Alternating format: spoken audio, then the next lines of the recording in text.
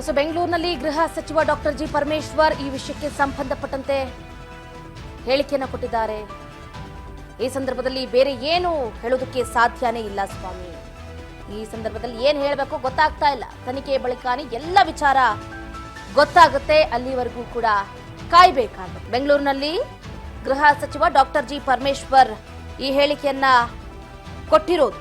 ಕೊಲೆಯಲ್ಲಿ ಕೆಲವರನ್ನ ಈಗಾಗಲೇ ಬಂಧನ ಮಾಡಿದ್ದಾರೆ, ತನಿಖೆಯನ್ನು ಕೂಡ ನಡೆಸ್ತಾ ಇದ್ದಾರೆ. ದರ್ಶನ್ ನೇರವಾಗಿ ಭಾಗಿ ಆಗಿದ್ರ ಇಲ್ವಾ ಅನ್ನೋದು ಗೊತ್ತಿಲ್ಲ. ಆ ಸಂದರ್ಭದಲ್ಲಿ ಅವರಿದ್ರ ಇಲ್ವಾ ಅನ್ನೋದು ತನಿಖೆ ಆಗಬೇಕಾಗಿದೆ. ದರ್ಶನ್ ಅವರೇ ಈ ಕೊಲೆಯನ್ನ ಮಾಡಿಸಿದ್ದಾರಾ ಅಥವಾ ಆ ಕೊಲೆ ಆಗುವಂತಹ ಸಂದರ್ಭದಲ್ಲಿ ಅವರು ಅಲ್ಲೇ ಇದ್ರ ಅನ್ನೋದು ಕೂಡ ಗೊತ್ತಾಗಬೇಕಾಗಿದೆ.